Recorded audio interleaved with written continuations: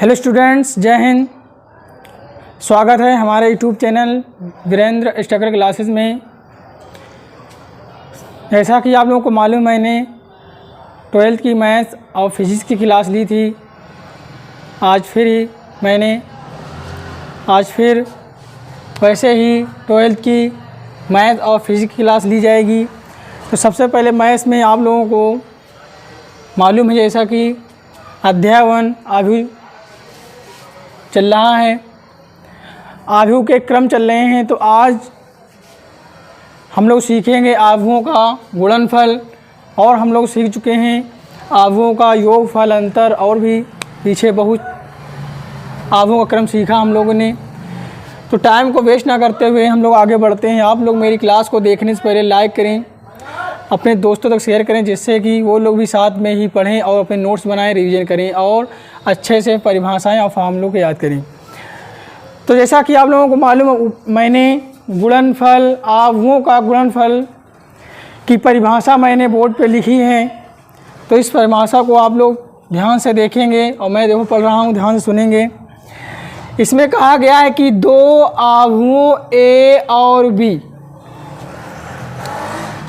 का गुणनफल a into B, ए में स्तंभों की संख्या और बी में पंक्तियों की संख्या समान है। जब हम लोग a और b ज्ञात करेंगे, a इंटू बी ज्ञात करेंगे, ए बी ज्ञात करेंगे वही, तो a में स्तंभों की संख्या और आव्यूह b में पंक्तियों की संख्या क्या होनी चाहिए? समान होना चाहिए। जिसका i कामा जिमा पद a की आयवीय पद, क्या बोला है? a की आयवीय पद पंक्ति और b के जेवे स्तंभ के संगत अवयवों के गुणनफलों के योगफल के बराबर होता है। जिसका i कामा जेवा पद a की आयवीय पंक्ति और b के जेवे स्तंभ के संगत अवयवों के गुणनफलों के योगफल के बराबर होता है। तो जैसे कि मैंने देखो आव्यूहों को कैसे गुणा किया जाता है, तो मैंने एक ट्रिक के साथ लिख दिया है। इसके साथ मैं एक एग्जाम्पल भी लूँगा। तो पहले हम लोग देखेंगे इसकी ट्रिक क्या है। तो जैसे कि यहाँ पे दिया गया है, मान लिया हमने एक a बराबर एक आव्यूह 3/3 का, एक ये है, एक 3/3 का b है, ये है a11 a12 a13 a11 a12 a13 a21 a22 a23 a21 a22 a23, ऐसे इसमें a31 32 a33, ऐसे इसमें a31 a32 a33, ये b का है, ये a का। अब हमें क्या करना है? a b मतलब a b का हमें क्या ज्ञात करना है? गुणनफल ज्ञात करना है। तो जैसे कि देखो मैंने नीचे a इंटू बी किया है। तो अब ध्यान से यहीं पे देखना है, तो हम लोग कैसे गुणा करके निकालते हैं, आव्यूहों का गुणनफल कैसे ज्ञात किया जाता है। तो ध्यान से देखेंगे हम लोग। तो इसमें देखो ध्यान से, इसमें क्या होता है, मैं एक पहले छोटी सी बात बता रहा हूँ जो आप लोगों को बहुत ज़्यादा काम आएगी। तो बस ध्यान देना, ये पहली पंक्ति है। ये कौन सी पंक्ति है? पहली पंक्ति है। पहली पंक्ति जो है, इसकी जो गुणा तीनों कॉलम में पहले कर डालेंगे, तीनों कॉलम में करेंगे, तीनों कॉलम में कर देंगे हम, करके योगफल के साथ लिखते हैं। जैसे कि यहाँ पर देखो इन्होंने कहा है कि अवयव संगत अवयवों के गुणनफलों के योगफल के बराबर होता। तो यहाँ पर ध्यान देना। अब यहाँ पे थोड़ा सा ध्यान देखना आप लोग। जैसे कि मैंने कहा कि पहली पंक्ति को बी के सभी जितने भी कॉलम उनके साथ गुणा करके योगफल कर दो, जोड़ दो। तो देखो मैंने नीचे किया है, तो ध्यान से देखना। पहली पंक्ति ये है, तो a11 की गुणा a11 कैसे किया? तो देखो क्या हुआ, a11 गुणा a11। ऐसे a12 गुणा किससे करना है? a21। मैंने कहा है पहली पंक्ति की जो गुणा है b के जितने भी कॉलम है, 3 कॉलम है, तीनों स्तंभ है, तीनों स्तंभ से करना है। तो लिखना कहाँ है? ऐसे देखो पंक्ति में लिखनी। इसको देख लें, अच्छे से देखते रहना आप लोग। तो मैं करके आप लोगों को दिखा रहा हूँ, मैंने ऑलरेडी कर रखा है, तो आप लोग देखते रहना है। मैं आप लोगों को समझा रहा हूँ। a11 की मल्टीप्लाई किससे किया? a11 की, तो लिख दिया।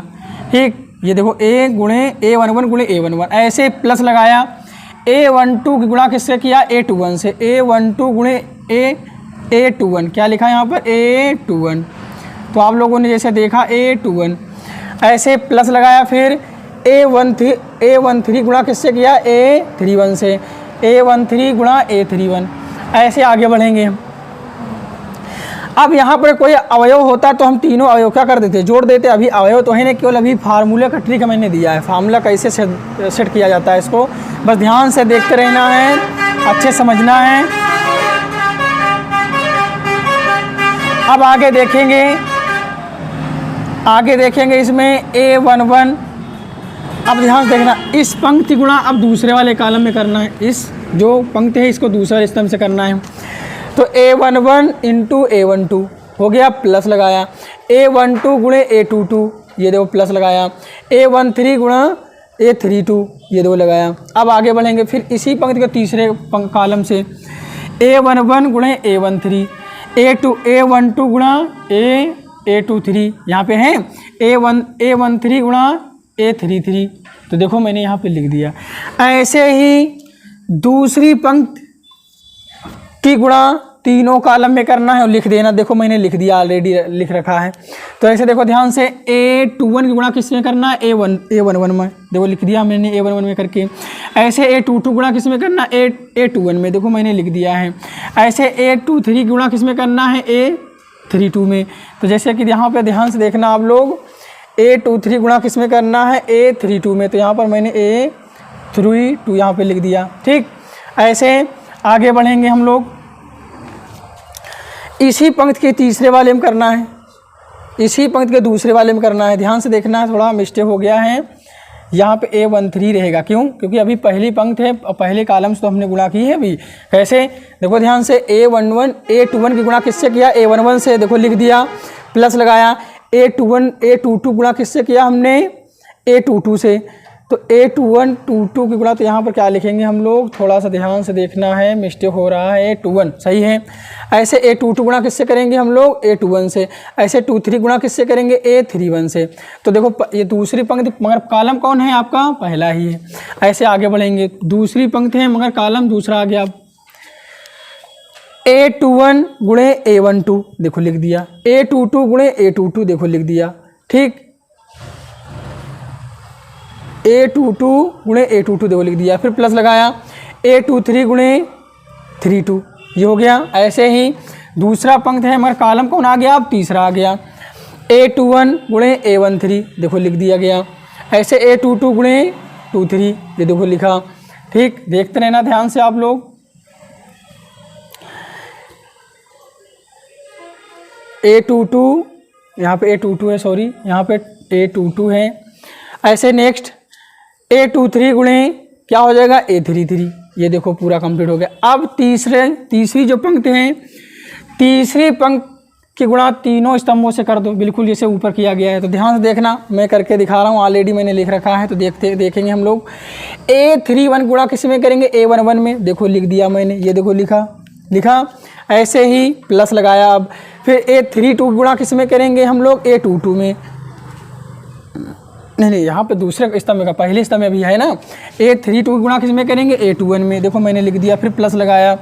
फिर ऐसे ही A33 गुणा किस में करेंगे हम लोग, A31 में, ये देखो A33 गुणा किस में करेंगे हम लोग, A31 में, तो यहाँ पर A31 लिख दो। ठीक, ये A31 में हो गया।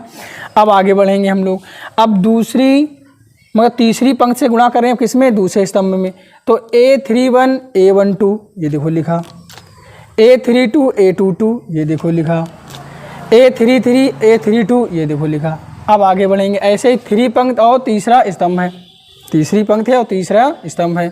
तो A31 गुणा किस में करेंगे हम लोग, A13 में, ये देखो लिख दिया गया। देखते रहना ध्यान से आप लोग। A32 गुणा किस में करेंगे, A23 में, ये देखो लिख दिया गया। A33 गुणा किस में करेंगे हम लोग, A33 में, इसमें करेंगे। तो आप लोग जैसा कि समझ चुके होंगे कि बहुत सिंपल सा तरीका है। फिर एक बार मैं आप लोगों को बता रहा हूँ, इसमें एक छोटी सी ट्रिक है, बस उसी को ध्यान देना।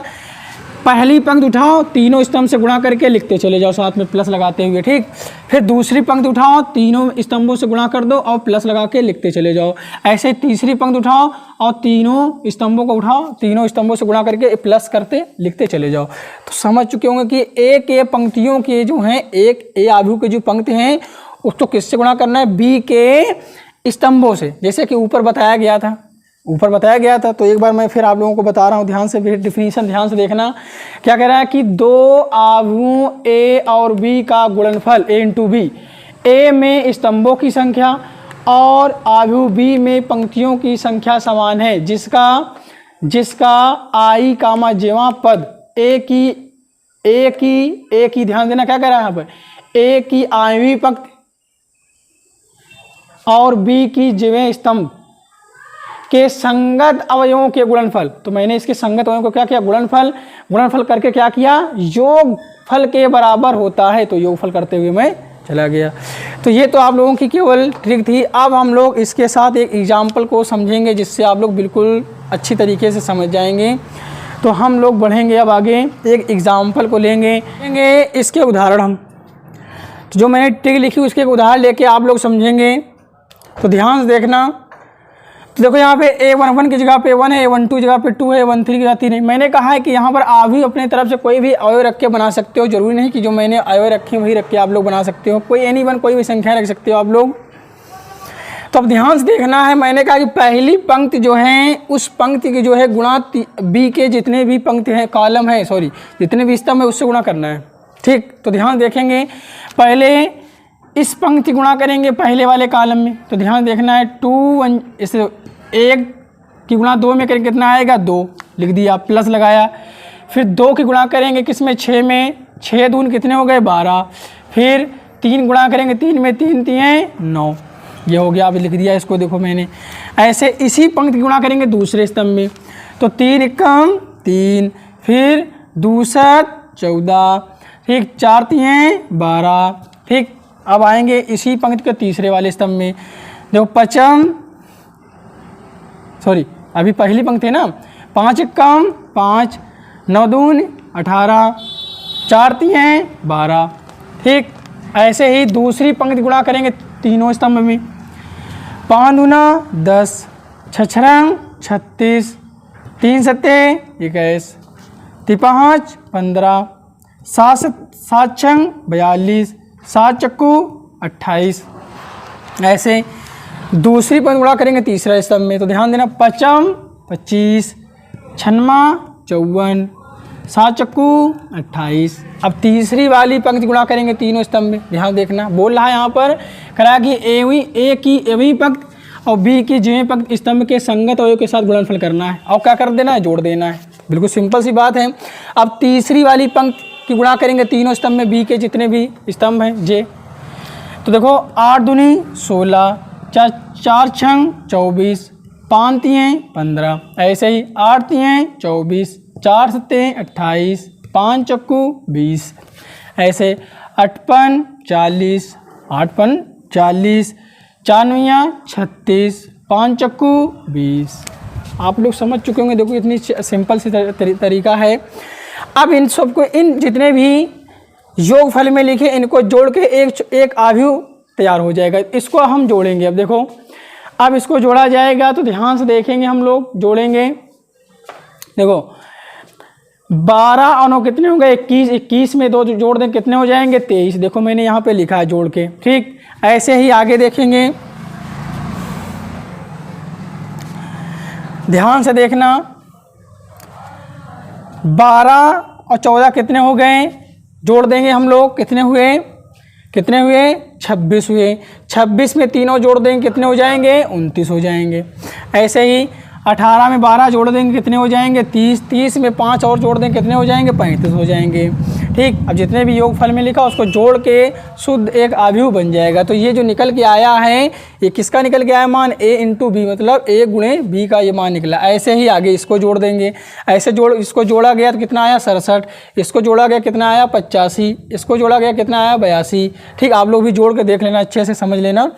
और भी अपने तरफ से एग्जाम्पल्स आप लोग ले सकते हो और अपनी तरीके से समझ सकते हो लगा के। इसी तरीके से सभी सवाल लेंगे। बस क्या होने चाहिए, पंक्ति और कॉलम की यहाँ पर बात बता रहा है कि ए में स्तंभों की संख्या और बी में पंक्तियों की संख्या क्या होनी चाहिए, समान होनी चाहिए। जब समान होंगी तो क्या करेंगे हम लोग, ए की आयवी पंक्ति और जे की मतलब बी की जेवें स्तंभ से क्या करते हैं, संगत अवयव के साथ गुणा करके योगफल में लिख के जोड़ देते हैं। तो जैसे देखो मैंने किया, ऐसे इसको ऐड कर देंगे, ये देखो मैंने 55 लिखा, ऐसे इसको ऐड किया तो यहाँ पर देखो 72 लिखा, ऐसे इसको ऐड कर देंगे, कितना आ गया 96। तो आप लोग भी इसको जोड़ के अच्छे से देख लेना, ठीक। तो आशा करता हूँ आप लोग समझ गए होंगे कि आयुओं को कैसे गुणा करके लिखा जाता है, आयु कैसे गुणा की जाती है, कैसे आयु के गुणनफल होते हैं, तो आप लोग समझ चुके हैं। अब देखेंगे आयुओं के गुणनफल के गुण क्या। अब हम लोग देखेंगे आयुओं के गुणनफल के गुण कौन कौन होते हैं, तो ध्यान से देखेंगे। इसे बता रहा है कि सामान्यतः आयुओं का गुणन क्रम विनिमय नियम का पालन नहीं करता है। तो क्रम विनिमय नियम जैसे कि मैंने आप लोगों को बताया था, योगफल में बताया गया था कि, तो देखेंगे योगफल में क्या बताया गया था, क्रम विनिमय नियम कहा गया था कि a प्लस बी अगर है तो बराबर क्या होना चाहिए, b प्लस है। तो ये किसको फॉलो करता था, क्रम विनिमय नियम को फॉलो करता था।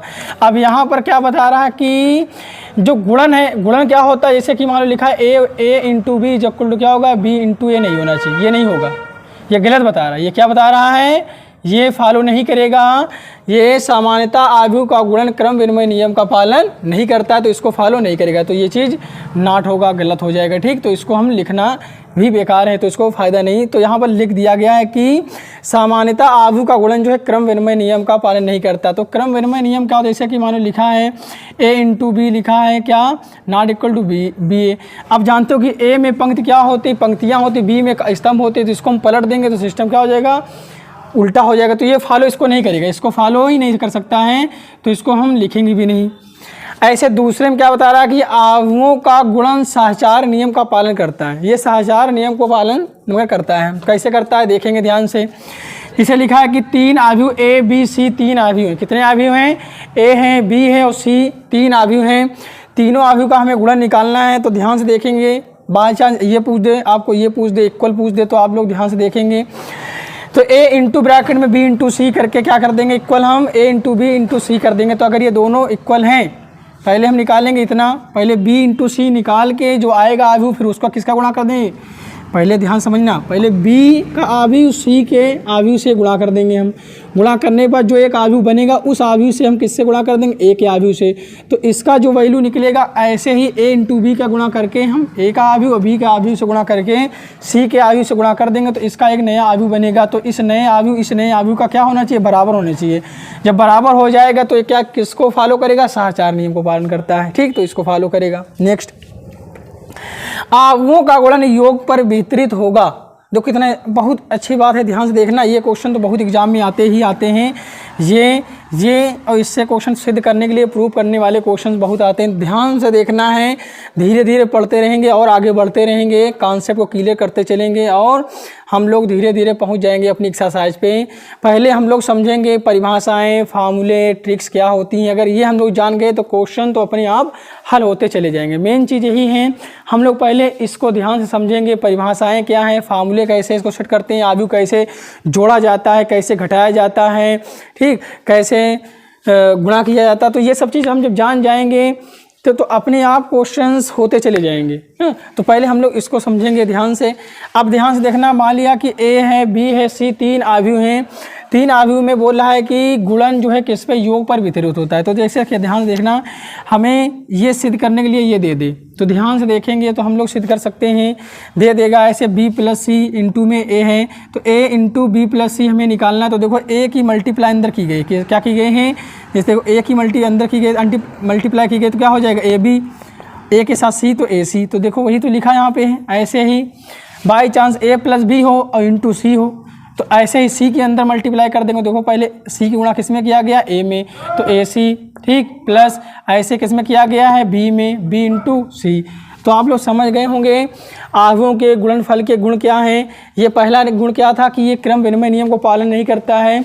नंबर 2 जो है सहचार नियम को फॉलो करता है, ये ठीक पालन करता है। आयुओं का गुणन है योग पर वितरित होता था। तो आप लोग समझ चुके होंगे कि आयुओं के गुणनफल के गुण क्या हैं।